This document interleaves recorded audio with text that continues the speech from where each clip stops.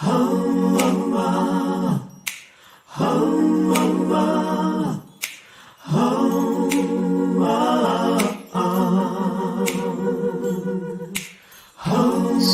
and cozy night,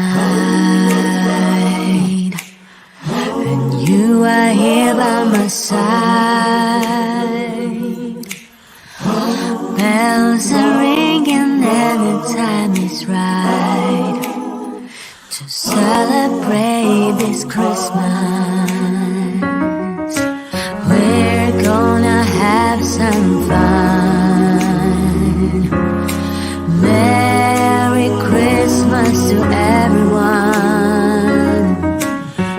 So everybody gather round and sing with me. Yeah, it's Christmas, joyful Christmas.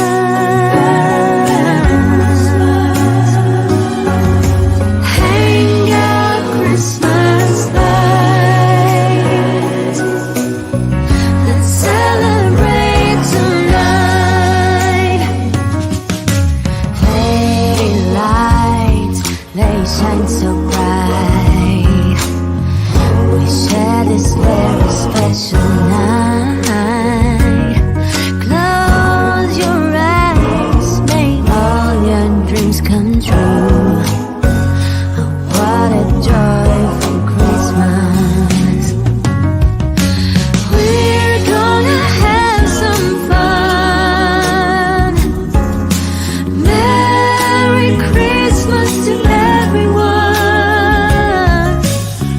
Now everybody gather round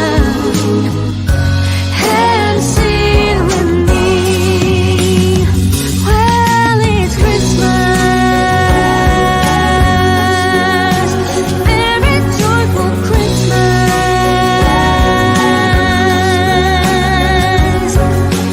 Hang out Christmas light. Ooh, let's celebrate tonight. If you feel alone, don't hide.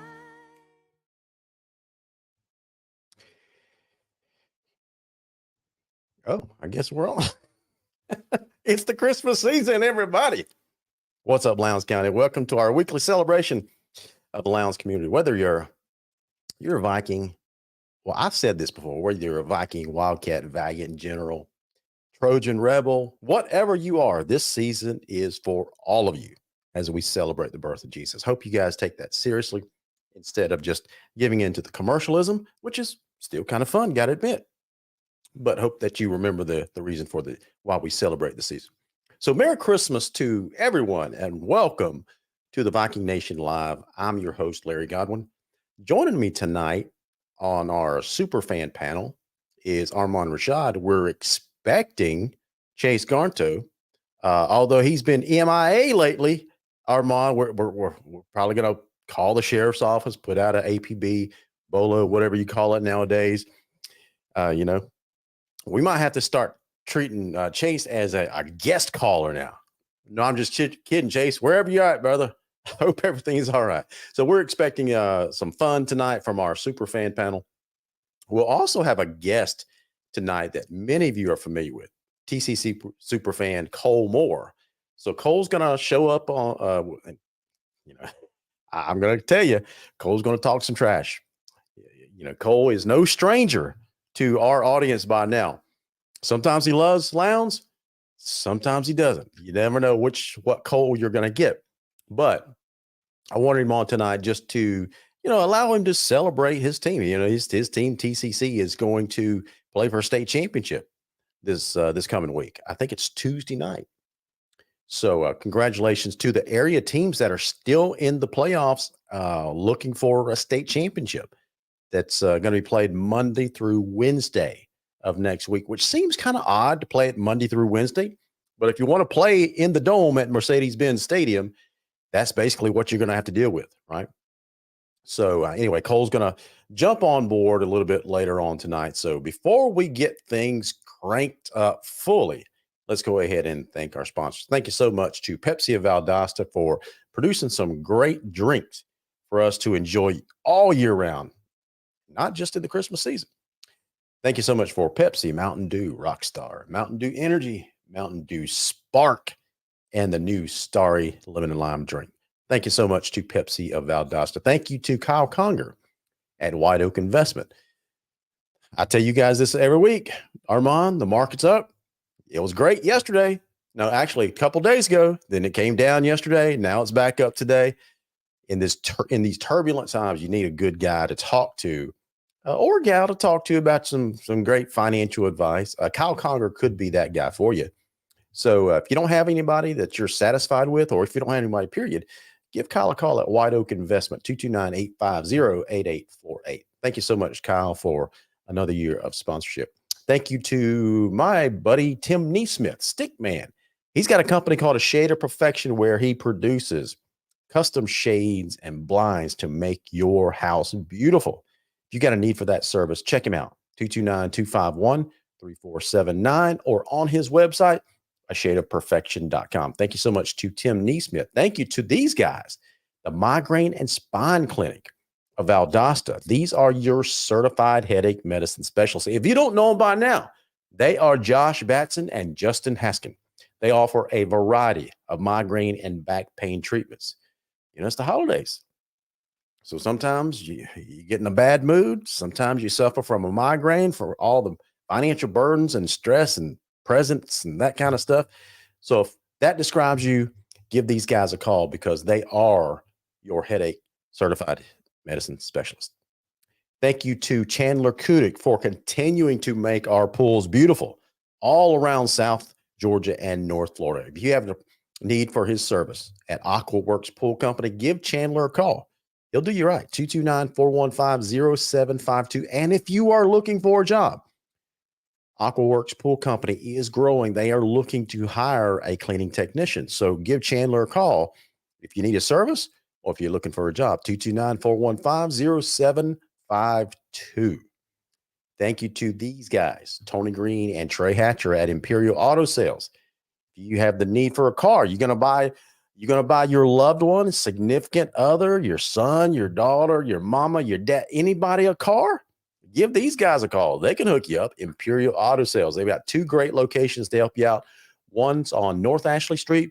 The other one's 1600 Bay Tree Road. Whichever location you go to, you are going to get impeccable service. These guys, Imperial Auto Sales.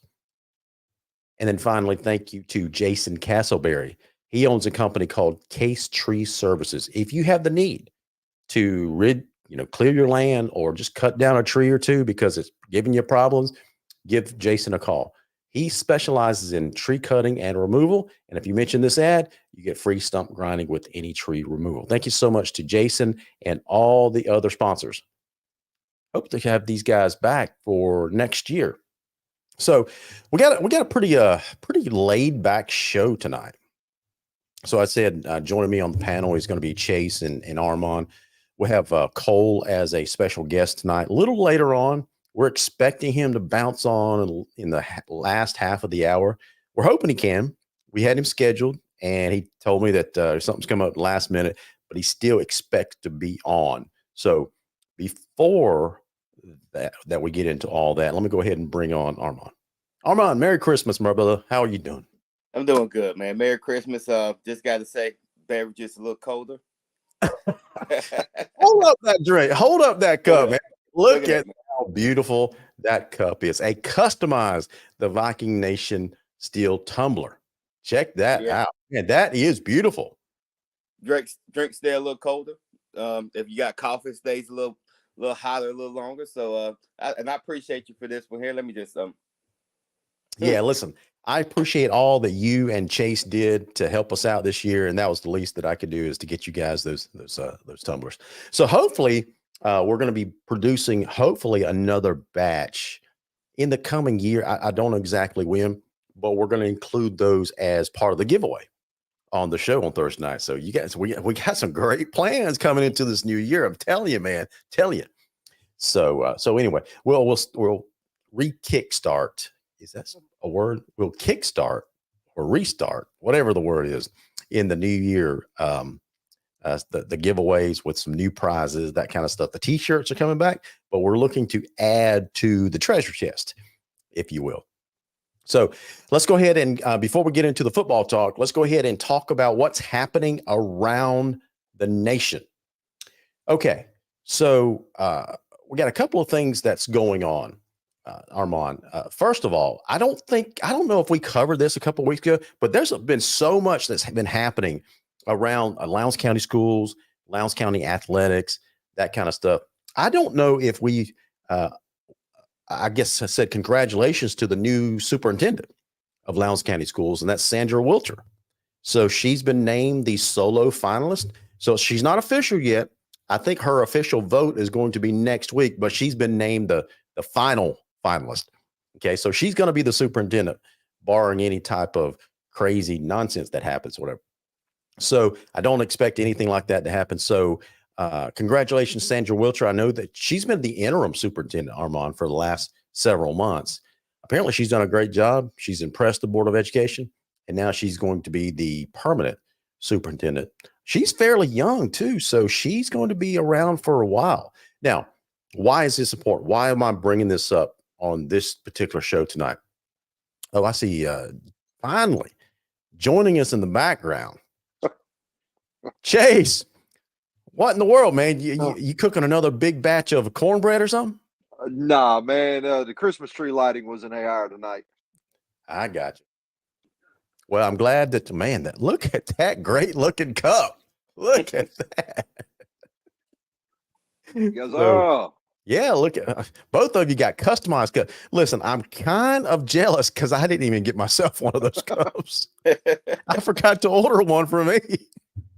So anyway, regardless, Chase, we were congratulating Sandra Wilcher for being named the solo finalist for the superintendent job at Lowndes County Schools. And that's important for us to talk about briefly because you guys have heard me get on my soapbox about the four pillars of success and that kind of stuff. And the first and probably the most important is all buy-in, complete support from your administration, from the top down, not just the AD, but the superintendent as well. We saw a couple of years ago what happens when the superintendent's not fully on board with the head coach, right? We saw that firsthand. So the superintendent, hat, right? That would be absolutely. Yeah. Where is my cowboy hat, man? Oh. No.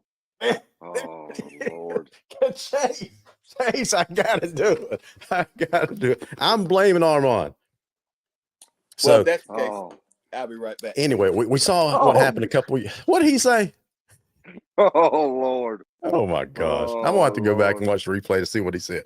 So anyway, we saw what happened, Chase, a couple of years ago when the administration and the football staff did not see eye to eye, right? Oh yeah. So Sandra is a big sports fan. Yes. So she's going to be completely supportive of the football program. I don't see any step down or let up from administration support. So from an athletic standpoint, I welcome that wholeheartedly. So other things that are happening around the nation. We got to say congratulations once again to Ryan Page, not just for winning.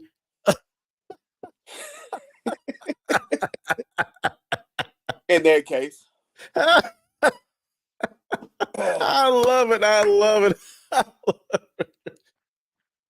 Chase, you got to get you a cowboy hat. I guess so, man. We got to make it complete. I might have to get me a dark one though. I'm gonna have to look more like Rip.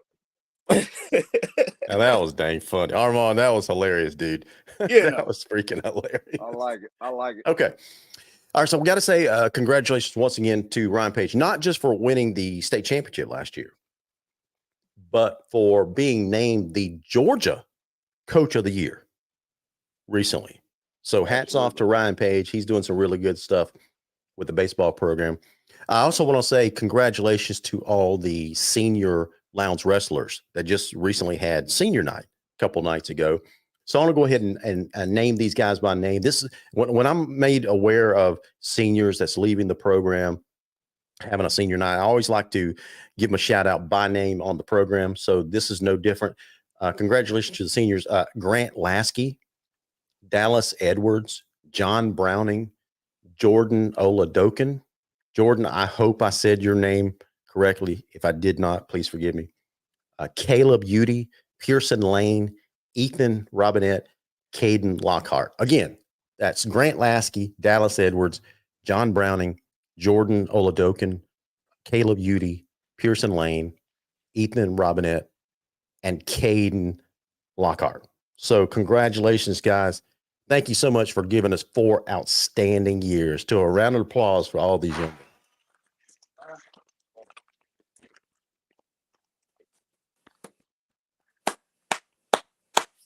There you go. There you go. All right, Lowndes basketball. Let me give you a quick update.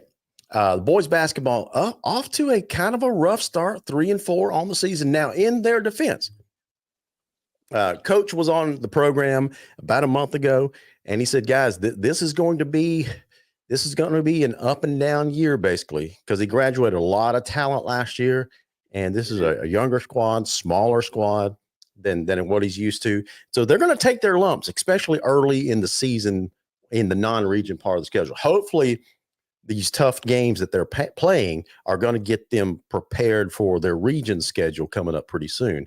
So they're currently 3-4. Hopefully they get improved a little bit. Now they've lost a couple of those losses. Had 4 losses. A couple of those losses have been by pretty close scores. So I think they're on cusp of turning the corner. The girls are off to a hot start, 6-0. So congratulations to Antonia Tukes. And we need to have Coach Tukes on the program. I haven't had her on the program yet. So congratulations to the Lowndes Vikings basketball team. Absolutely. Now, guys, we got to talk about all the fellas that were named to the all-region 1-7A team. Now, for all the naysayers out there that said that we didn't have talent this year, that wasn't true. Look at all these names. First team offense, Shakari Smoke Fleming, running back. DJ Jones, offensive line.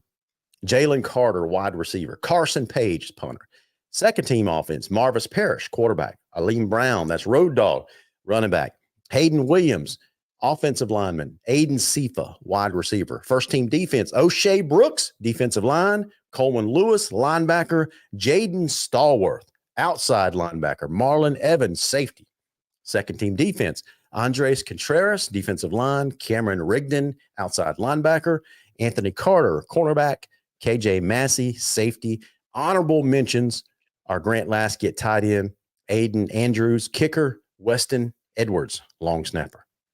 We had a pretty talented team, and a lot of this talent is returning for next year. I believe on the offensive side of the football, I think we've got like 8 out of 11 returning. And on the defensive side of the ball, I think it's 7 out of 11 returning. So we're going to have a pretty experienced team next year, and I'm looking forward to it as well. So congratulations to these young men. Also, congratulations to O'Shea Brooks. He committed to Lenore Ryan University. Yep. So congratulations to O'Shea. Yeah, congratulations to Smoke too. He committed to, I believe, Eastern Illinois. Yeah, I'm glad you guys brought that up because on December 20th, not 7th, but December 20th is National Signing Day at 10 a.m. at the Lowndes campus at the Performing Arts Center. Okay. So all these guys, we're expecting 7, 9, maybe 10, but 7 to 9 around that area to be signing, maybe more later on, but this is the earliest they could sign on December 20th. So congratulations to all these guys. Doggone it. We just celebrated someone that plays for Lenore Ryan. Who was that, guys? I cannot. Dominique Marshall. Yeah. Dominique Marshall. That's right. That's exactly right. So I appreciate you checking my memory there. So he'll be joining Dominique Marshall on that team. Now, we've got some other fantastic college players still playing football. Thomas Davis having a really good year at Appalachian State. You know, you guys remember that he signed out of Miami coming out of Lowndes. He transferred, I think last year. Didn't he transfer last year to App State? This is his first year at App State.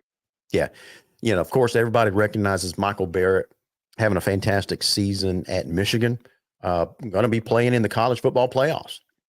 Yeah. Now their first round. We're going to see them in prime time because their first round opponent is Alabama. So we're going to move on. We're going to move on past that discussion.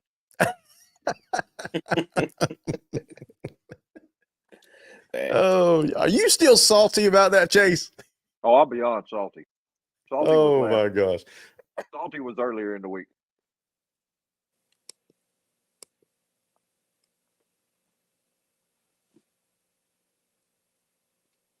Yeah, I'm beyond salty.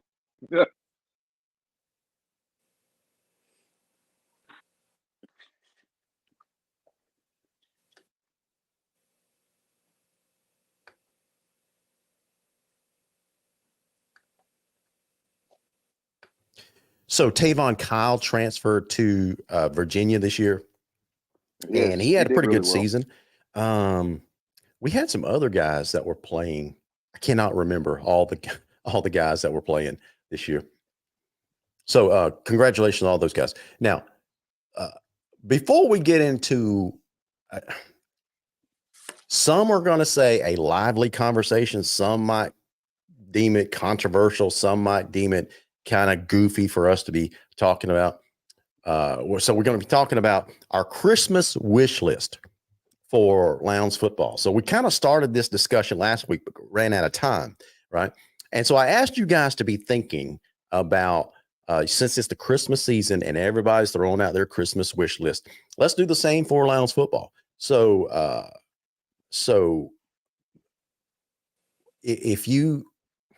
just say it. What are the 4 things that you're wishing for Lowndes football? Don't answer that. We're gonna kind of lower the temperature first and have a little bit of good time by me asking you guys, what's your favorite Christmas movie? What's your favorite Christmas movie? Oh man, it's a tie. Okay. Is it A Christmas Story with the kid? A Christmas Story. I love that story. You're going to shoot your eye out. Yeah, that one and Friday After Next. Friday after what? Friday After Next, or Friday Part 3. Yeah. Yeah.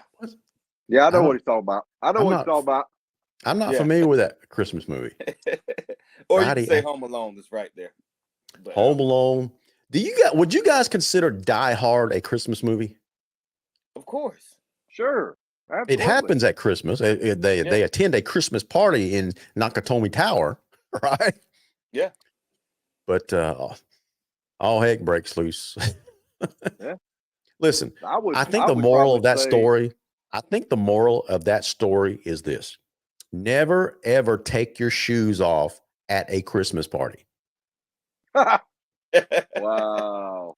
Cannot believe the dude spent the entire movie walking over glass, shooting bad guys, that kind of stuff with no shoes on. Right.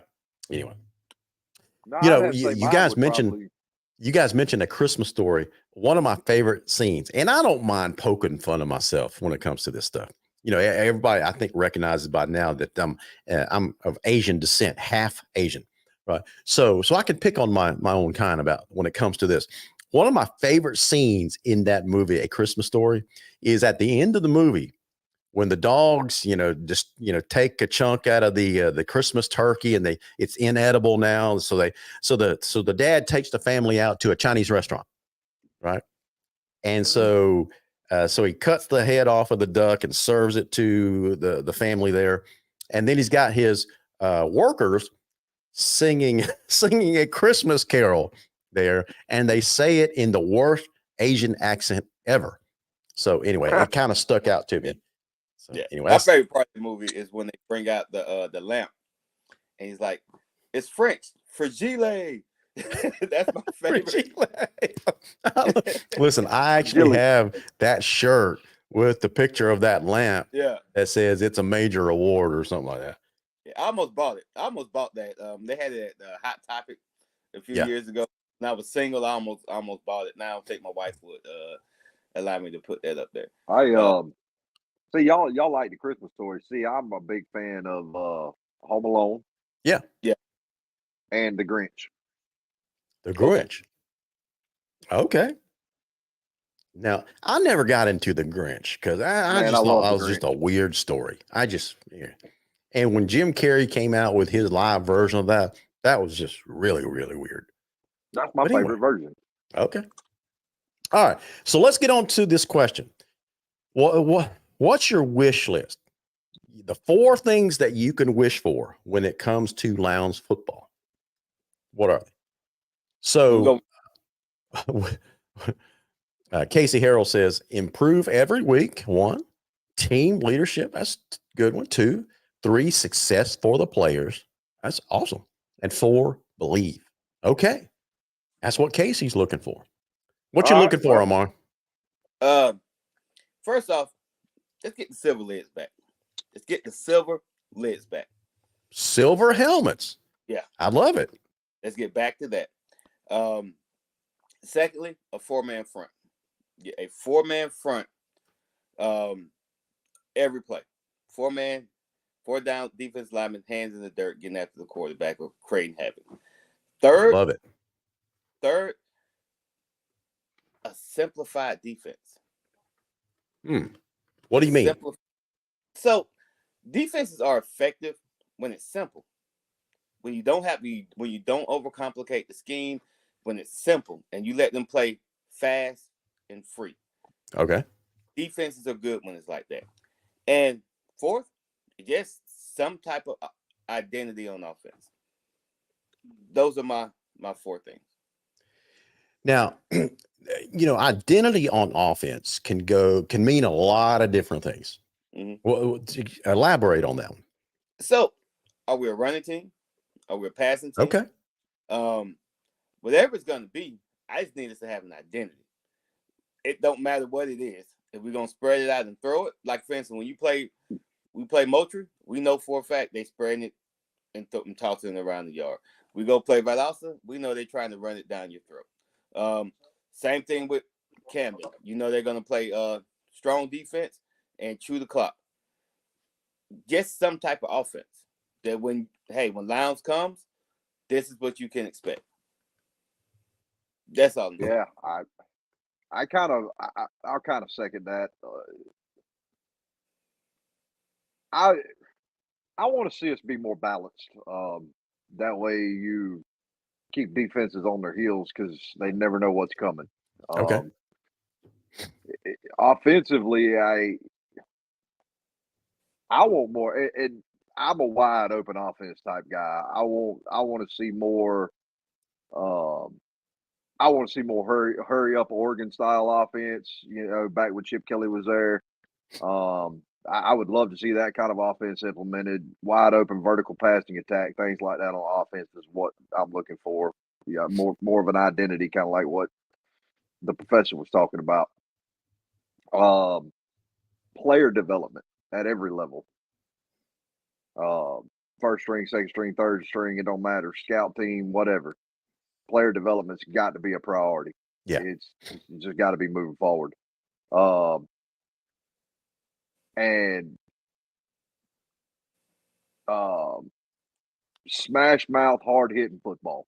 I hear you, man. I hear you. I always point to the old days of Florida State when Mickey Andrews was down there. I mean, they were some hard hitting suckers, and they didn't mind smacking you in the mouth. And I think, and I remember Lowndes being like that. For years, people come in and Lowndes just punch you in the mouth for 4 quarters. Yep. And they'd hit you every time you moved. And I think we got to get back to that on defense. I think we got to get some dogs out there that are more about we and less about me. Yeah. One of my Christmas wish lists? To get one of those nice cups that you guys have. Instead of one of these cheap looking plastic cups. You know where they make them at, so. Yeah, I mean, man, y'all got to check these things out, man. Look at that. I mean, man, look at that. That is a sharp cup. Well, listen. It got the Viking head on the other one. when I designed it, and they got the cup designer on the screen. When I put the words on there and your name, and I'm sure you guys were thinking to yourselves, "What's he up to?" When I asked you to spell out your name, because I did not want to screw that up. So when I put it on the screen, it looked pretty good, but when it actually came in, I opened it up. It's like, dang it! Should I ordered one for myself? Doggone it. Yeah. So one of the cool things that we're going to do about those cups is we are going to order some of those in the new year and doing part of the giveaway. Now it's going to take a little bit longer because here's what I'm planning. Whoever wins one of these cups, and we're not going to do them often. Those are going to be special drawings, okay? Because those cups are expensive. So what we're going to do is whoever wins those drawings, we're going to put your name on that cup. It's going to be customized to you, right? So anyway, we're going to try to kind of up our game when it comes to cool things that we're going to do in the new year. Now, as far as the wish list goes, David Griffiths says, here's his for. Let the players be more verbal to coaches. David, I don't really know what that means. I do. Okay, y'all are going to have to explain that one to me. Play number 2. Play everybody. Now, I don't know if I can see why that would be a wish list. I don't know if since you've got 120, 130, 140 players, I don't know how feasible that one is, but I understand the sentiment. Number 3, recruiting better players. Did he just say that out loud? Recruiting better players. David, I don't know if we can do that in high school. I don't think we can. I don't think we can. I think he means recruit the hallways. Recruit what? The hallways. Oh, okay. I'm assuming let's give him the benefit of the doubt and let's assume that's what he meant. Number 4, work on what you need, especially facing teams that throw run. Okay. That's interesting. David says, yep, Chase is right on. Yeah, because I'm sure school with 3,200 students minus about 450 band members, right? So, but you still got a bunch of kids, and I'm sure there's a bunch of big kids. I'm sure there's a bunch of tall, fast kids. But football is one of those sports that, especially at the lower levels, you see a lot of kids shying away from. Parents aren't, pushing their kids to that because of health reasons. And to be honest, I'm be honest with you, got to be a little crazy to play this game, that sport that we love. So I get it, but it's just one of those things where you got those kids in the hallways, and you just got to be able to sell them a dream that, hey, this could pay for your education, no matter what level you go to. It could ultimately pay for your education and set you up. Absolutely. Nice. Yeah, I was talking to Grant Lasky's dad a couple of weeks ago, and he was talking about, he was so thankful to, I think it was Jamie DuBose when he was here. He actually recruited Grant because Grant was one of those Lowndes. He's basically a Lowndes wrestler, okay, but he wasn't playing football at the time. And DuBose saw him, says, "Hey, why don't you come play football for me?" And that's so it goes to your point, goes to David Griffith's point. Got to get really good at recruiting. Nowadays, you can't just assume that kids are going to come out and play football, right? Because they're busy doing other things. So if you see a kid, big kid, tall kid, fast kid, come on out. And listen, that goes for anybody in our community. If you know of a Lowndes student that you think would be a good football player, put a bug in their ear. Go play for the Lowndes Vikings. This is to the parents. If your kid is a 6'3" power forward, chances are he's not getting a scholarship on the next level. But there's a chance he can line up at defensive end and go get him a scholarship. So just something to think about, parents. Absolutely, man. Absolutely. Find your place. If that first position's not for you, keep at it and find your place. Right. Yeah. And I'm gonna piggyback off what he just said just a second, because let me say this: if your kid's playing basketball and he's a 6'3" power forward, don't take him out of basketball. Leave him in basketball, but get him involved in football as well, because when college coaches call Adam Carter or Fred Mitchell and say, "Hey, tell me about this kid," one of the first few questions they're going to ask Coach Carter is, "What else does he do? What other sport does he play?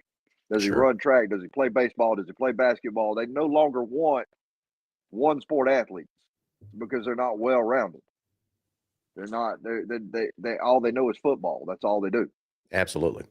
Now, Wilbur Pelfrey brings up an interesting point. He says, most of your top-notch athletes now are concentrating on just one sport, and that's true.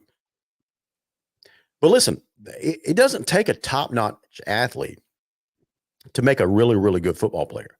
Remember, one of my pillars is good athletes that are coachable. So it doesn't have to be an outstanding top-tier athlete. Chase, what's on your mind? Okay, do we not consider Kylan Fox a top-notch athlete? What is your point? Wilbur Pelfrey said, top-notch football players only focus on one sport. He said Kylan most. Fox, He said most. And that is true. Most top-notch. If you got a superstar basketball player and he thinks that's his future, he and his parents are probably not going to risk injury to come out and play football. But it happens. It happens every once in a while. But Wilbur's point, I think, is a good, valid point, and where he says most of your top-notch athletes. So, but you can look to, matter of fact, let's look at Georgia's roster. Ladd McConkey, great basketball player. Yeah. What's the guy's name? Oh man, defensive. Last year helped the guy from LSU. What's his name? Playing for the Eagles, which that's half of the team. Jalen Carter. Jalen Carter, And a different Jalen Carter. Yeah. He was a great basketball player. Devontae Wyatt ran track and basketball. So the skills translates. All it does is get you better. Sure. For football. So listen, I think offensive linemen and defensive linemen need to wrestle. Dude, let me tell you, I tried wrestling for 1 week. I didn't make it past the conditioning phase. Man, you talking about becoming a well-conditioned athlete that really builds core strength. Man, wrestling is a tough sport. It really is. Yeah, that's one of the things I was like, man, I ain't doing this. I can't do this. I tried it for 1 week. Man, let me tell you something. If you want to be in the best shape of your life, go start training to box. Go start training to box. I have never seen anything like what those guys do. Yeah, it's boxing is and that's another one that's really good for offensive and defensive linemen. Mm-hmm. Training on boxing, striking with your hands, getting that low center of gravity. Do you know the sport that trains athletes better than anything that I know? Chicken bowling. Chicken bowling? Chicken bowling. Have I ever told you guys this story? No. Story time on the Viking Nation Live with yours truly, LG. Let me say it in the super smooth, silky voice. Okay. Oh Lord. Merry Christmas, everyone. It's story time with LG. Okay, here we go. So I remember when I was a little kid. Now, y'all don't get on to me. Don't call me an Asian redneck. Don't call me a redneck. Don't do anything like that. This is just a true story from my childhood. When I was about 8, 9 years old, something like that, summertime in the backwoods of Berrien County, not much to do, guys. Not much to do. This was before the internet, before cell phones. We had 3 channels in the summertime, and we weren't into soap operas. So my brother and I, we were 2 years apart. I was the oldest. So I was 9, maybe. He was 7. So we weren't very old. So we had, back then, Armand, we had a yard full of chickens. Okay. So in the summertime, thunderstorm would come through and, some lightning, strong winds, that kind of stuff. We had these huge Georgia pines all over our yard, and it would knock down these big giant pine cones. Right. And so after the rain would stop, what my brother and I would do is we would take pine cones and put them on one side of these huge mud puddles that would form in our yard. And so we would put them in the shape of bowling pins, right? So you got that visual on one side of the big pond, right? The mud puddle. So then what we would do is, now this is what would keep you in shape. We would chase down a couple of chickens. We would run around the yard chasing these, kind of like Rocky would do in that movie Rocky, right? Yeah. So we would chase these chickens down, huffing and puffing, finally catch one of them. Now here was the trick. We went to the other side of the mud puddle, ran right up to it, and skipped the chicken across the mud puddle. So you have this chicken, you have this visual, right? It crashes down into the pine cone bowling pins. And that was chicken bowling. That's about as redneck as you get, I think, growing up in the backwoods of Berrien County. Now, don't get on to me. I was 9 years old. Let me say this for the people who are watching.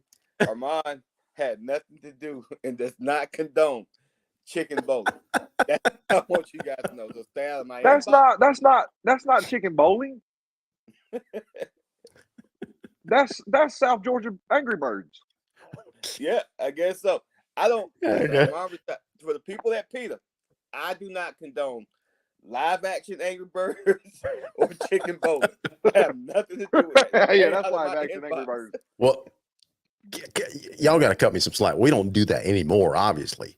But anyway, when you're 9 years old and your parents are working during the day, that's the kind of mischief two boys get into when you're 7 and 9 years old. So anyway, different world back then. Hey, Casey is right on my side. Casey Harrell says, very creative, Larry. Thank you so much. Thank you so much. All right. So here's my wish list for Lounge football. Now, I agree with some of the things that you guys said. Instead of just having an identity for the offense, I want an identity for our team, our program. And that is to be a tough, physical team again. We've been missing that the last 2 years. Now, don't get me wrong. We got some tough kids and they practice hard. They do all that stuff. But I think everybody recognizes, something has happened to the physicality. You guys know what I'm talking about, right? Yeah. I think you both agree with me.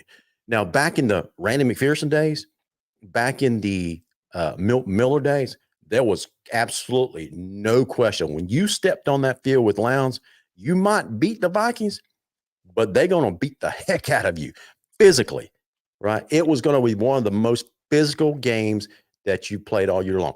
Now, it kind of reminds me of the Georgia-Alabama game. Georgia, in the Kirby Smart era, has lost to Alabama, 3 times out of 4, something like that. 4 out of 5.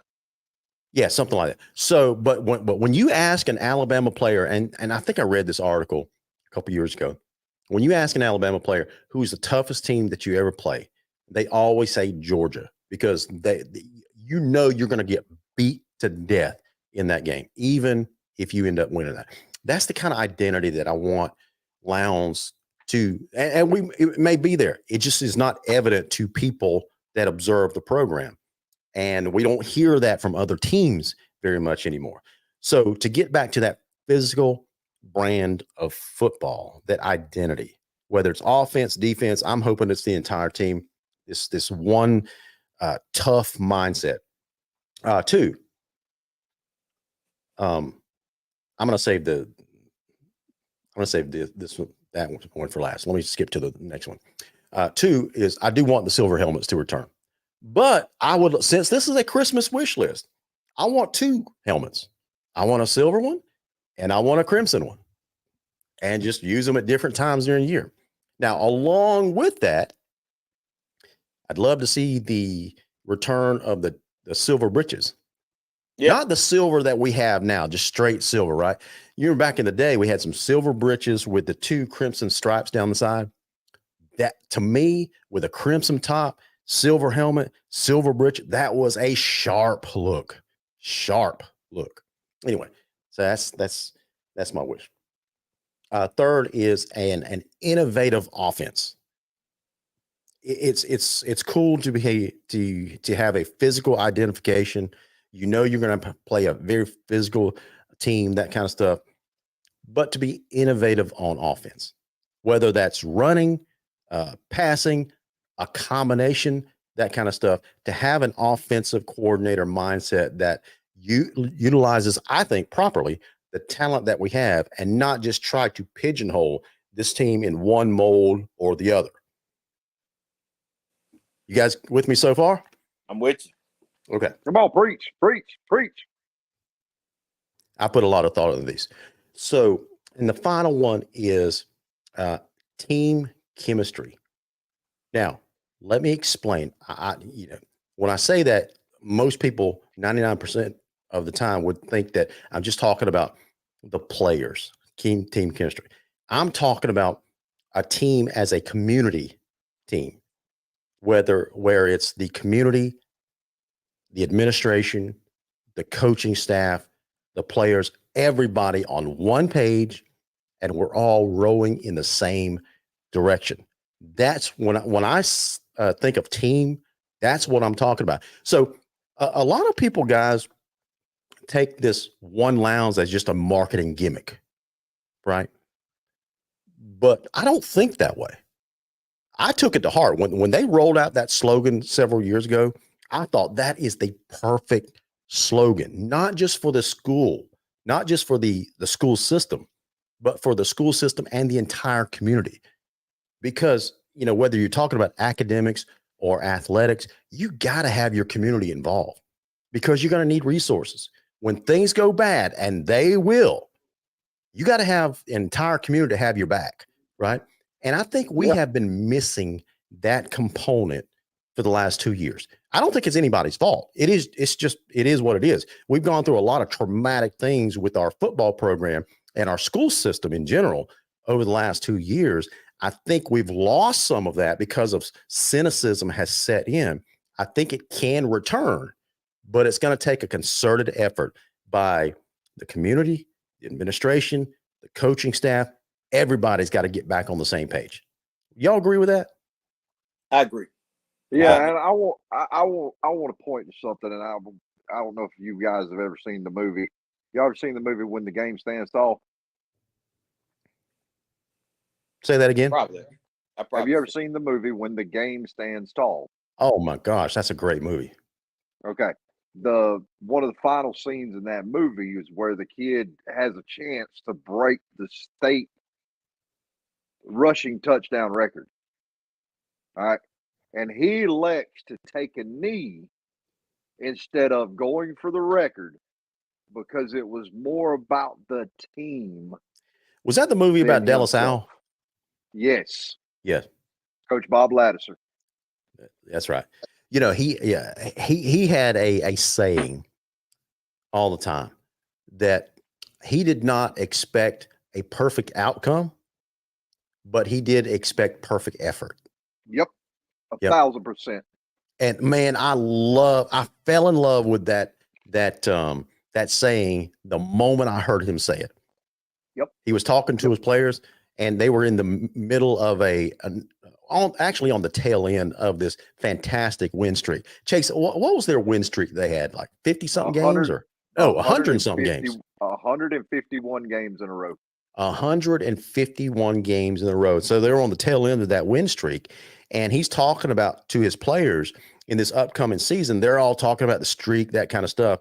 And so he preaches to him. He says, guys, I don't expect you to have a perfect outcome. That streak's going to end one day.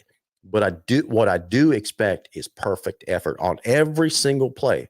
If you give me perfect effort, regardless of the outcome, things are going to fall our way more times than not. So fantastic. Yeah, but you know how they got it. What's funny is, how you get that perfect effort is accountability every week by every player on that team. That's right. Yeah. You gotta be more accountable. Yep. Like that's the one thing I think like nobody wants to be held accountable, right? Everybody talks about it, but they don't even know what it means to be held accountable. And you hold yourself accountable, but you can't be afraid to say, hey man, you loafing. Hey man, where you at? You have to be able to what's the proverb? Iron sharpens iron, right? Yeah. But the thing about that when you sharpen iron is that it's friction. Friction causes heat. Most people, when they get hot, they get uncomfortable. So you can't be afraid to make somebody uncomfortable for the improvement of your team. You know, and It's that just comes in productive. challenging. It's productive conflict. Yeah. Right. And it takes a lot of guts to hold someone accountable. Like you said, we can say it. I'm a Sunday school teacher too. And we talk about accountability all the time, especially believers in Christ, to hold each other accountable. But when someone messes up and and a fellow believer tries to hold them accountable, ooh, you get a lot of resistance, man. You get a lot so it takes a lot of courage to hold someone accountable. But that's what you got to have in a team environment. So when you're in practice, and it's not just a game, but when you're in practice and someone's going 50% or 75%, even if it's a freshman holding a senior accountable, you got to call that player out in practice. Like, what are you doing? Yeah. You're not giving it your best. If you're not giving your best effort in practice, you're probably not going to give your best effort in a game either. I can remember, I think I was a sophomore, maybe a junior, and I hated the weight room, right? I really did not like lifting weights and like working out. And I remember it was a freshman. He looked at me. We were doing Big Five. He says, "You got one more." And I looked at him like, "What?" He's like, "You got one more. That's 4." I was like, "Oh yeah, you're right. I did it." But that was just somebody saying, "Hey, we got a standard here. That's right." Hold stuff. And so that's just how it was, man. And like I said, don't be afraid. Don't be afraid to, like you said, have that productive conflict. Hey, I got a question, Larry. Okay. So the average football helmet costs about $360, right? Yeah. We got about 110 players on our team. Yeah. Right. 40 grand is what we'll have to raise. Is that something we could do as the Viking Nation?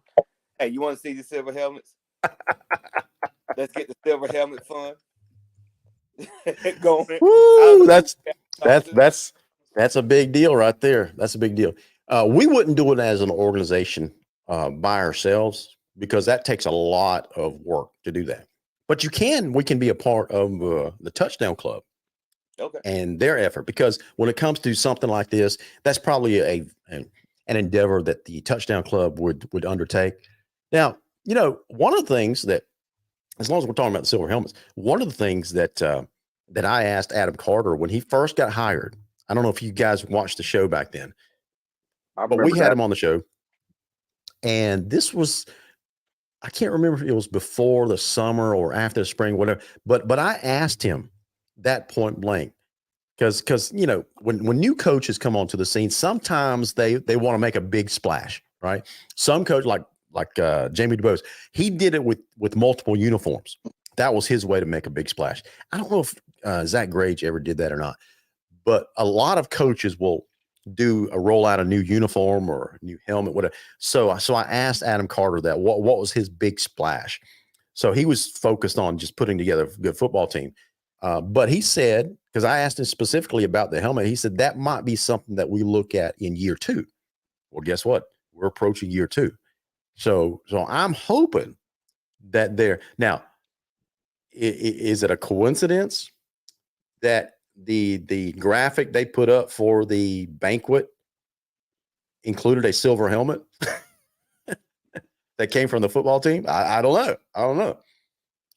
So I look at that kind of stuff. So I'll tell you what I'd like to see too. And don't go wigging out on me. All right. I want to see some black with crimson trim uniforms. Black with like a South Carolina type of deal. Yeah, but not like that. So we haven't seen those since Rick Tomberlin. That's the last time we worn those jerseys. Would have been 91. Yeah. Rick Tomberlin. And they look good. Don't get me wrong. They look good. They had the crimson pants, the black, and they had the Plowboys in crimson. Looked good, but we didn't play good. I tell you that much. We got Bryce. Maybe it's time to dust them off and see if maybe that's the spark we need. Well, I got this email from you since I asked this question last week about what 4 things that you'd wish for. I got this email from a viewer. I'm not going to call them out.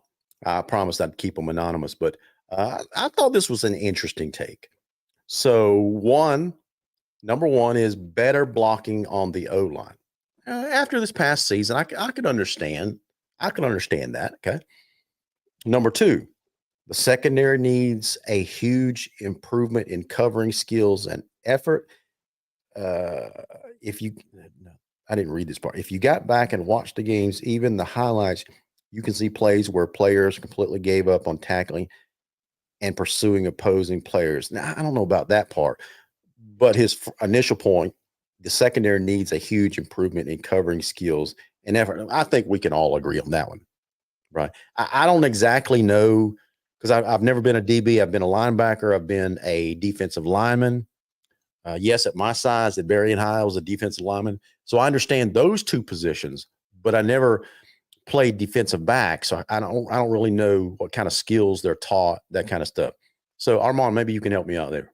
So what you see now, like if you watch Georgia, you watch Alabama, you'll see a lot of times where they're in phase, meaning that their back is to the ball and they're just playing off of the receiver's reaction, right? Okay. So receiver puts his hands up, he's waiting for the ball to almost get there and knock it out of his hand. That's a lot of the technique that you see being played, as opposed to how it was originally taught, is that you run stride for stride with your receiver. When he looks up, you look up, and then you go and attack the ball. Yeah. You become the receiver at that point in time. So a lot of times you didn't see that this year, right? Or sometimes when you saw it, the kid was just gave up 6 inches to the opposing player. It's hard to defend someone that's 6 to 8 inches taller than you are, even if you're running stride for stride. Yeah, that part. But also, you got to simplify it. Like I said, a lot of times the players seem like they didn't know what coverage they were in. One guy's playing man, the other's playing zone, or they think I'm supposed to be in zone and he's in man. Like a lot of times you saw a lot of confusion, or at least what looked like confusion. Let me just say it that way. Because I don't know if the kids were confused, but they look confused. So that's why I say you simplify things. Okay. You have to really overcomplicate it. You could do look at Iowa, a team like Iowa who has one of the best defenses in the nation, but they don't really have that marquee talent that you would normally see on a defense of that caliber. They're holding teams. Florida State's that way. Yeah, but they keep everything in front of them. Oh man, too soon. That was for you, James. I'm sorry, brother. All I'm gonna say is Pat McAfee. And I like Pat too. I like what he did to Georgia on game day. I thought that was hilarious. That was funny. Number 3, there's a lot of Georgia fans that hate Pat McAfee. So, number 3, bring back the open practices. Alumni being able to visit, helping players, and allow the community coaches to volunteer and help. All right, I can see that. Number 4, we have to work on the passing game to the point of forcing a pitch count. That's an interesting concept. We can't shy away from passing or we'll never be great at it. I understand that, especially if you're a Lions fan. Now, what does he mean by we have to work on the passing game to the point of forcing a pitch count? What do you think he means by that? He's talking about how many passing attempts you throw a game. Oh, he's trying to set a set number instead of saying quarterback goes 12 of 24. He wants to see a quarterback that goes 20 of 42. He wants to see a set number of passing plays. I don't need a set number of passing plays.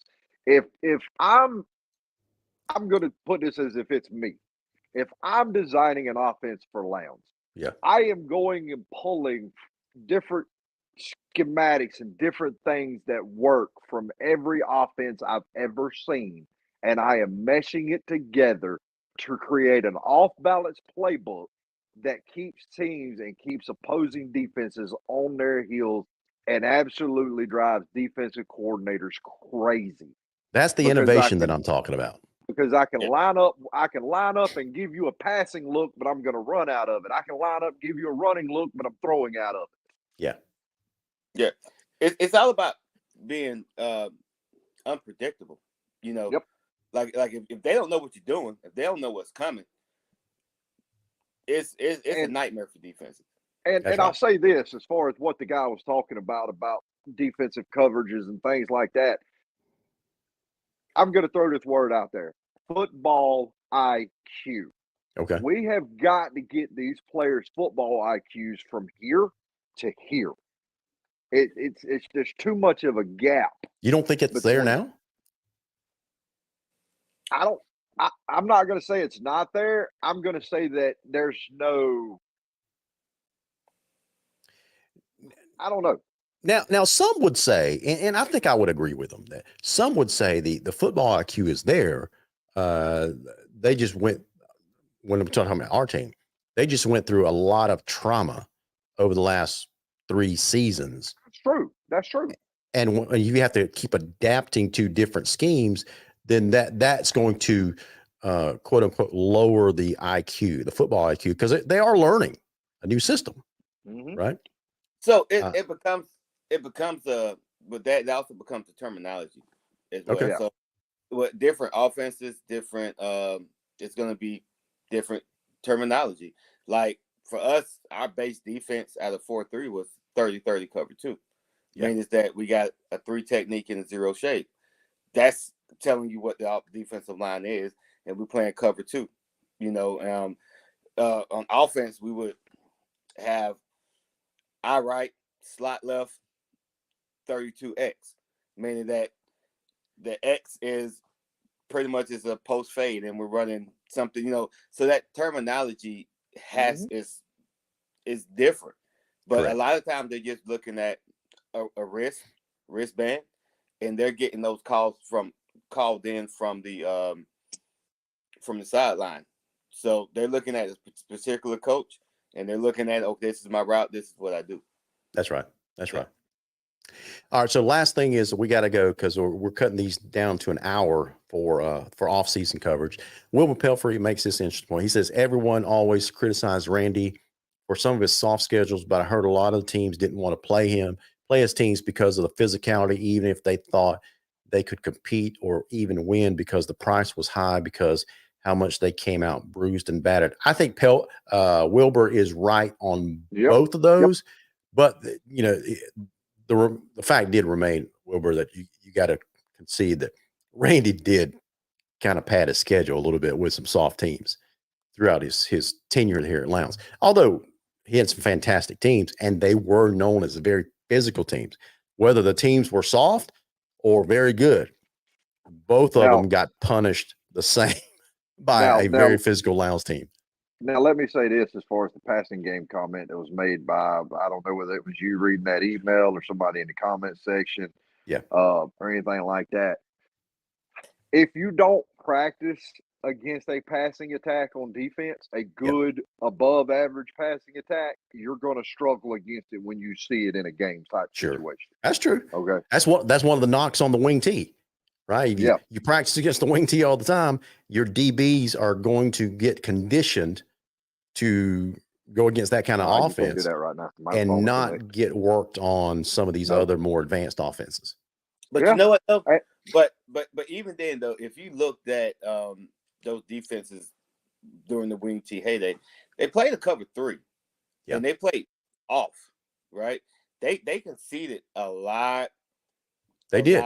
A lot of Randy's defenses were that way. You would have DBs that are 10, 12 yards off the ball.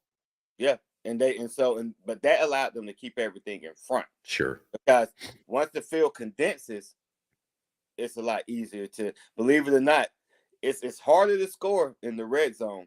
It is. From when you're at the 40 or the 50. You got an extra safety in the boundary line on the backside of the end zone. I mean, that's yeah. So you can get all the yards you want from the 30 to the 30, man. But when you get in that short field, things could get condensed, especially if you got big bodies everywhere. It gets really difficult to score sometimes.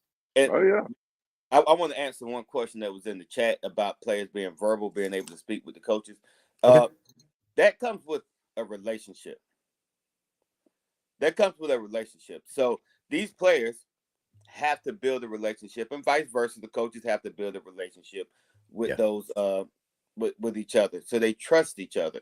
Because it was nothing for me to pick up the phone when I came off the sideline and I say, "Hey, Coach Cribb, what am I missing?" Or Coach Cribb would say, "Hey," or sometimes even Coach Davis would say, "Hey, Armand, this is what they're doing." He'd pick up the phone and say something. He was the offensive coordinator, so it was nothing for that to happen. But that took time to say, "Hey, this is what I see. This is what I think they're doing," and for them to say, "No, okay, we're going to adjust this way."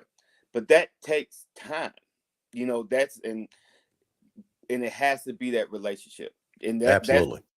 the coach trust the kids coaching the trusting the coaches, and the coaches trusting the kids. Yep. That takes time, and you can't Absolutely. do that if you're changing staffs every 2 years. I'm gonna give you a saying that we use where I work a lot when we're in sales meetings and things like that. Chase, hold on. Is I'm gonna give you. This is gonna be your final word because we gotta cut it down. Shut it down. is we tell sales reps all the time, you cannot go ask for a customer to give you a $250 to $500,000 investment if you don't have a $250 to $500,000 relationship with them. Ooh, So if you want man, these kids, that's big right there. I if love you it. want these kids to perform at a high level, you better have a high level relationship with them. I mean, that's just the plain and simple. And guys, if you want these coaches to put their trust and their faith in you, go have that trust and faith relationship with those coaches. Absolutely. Absolutely. Good comment. Good comment.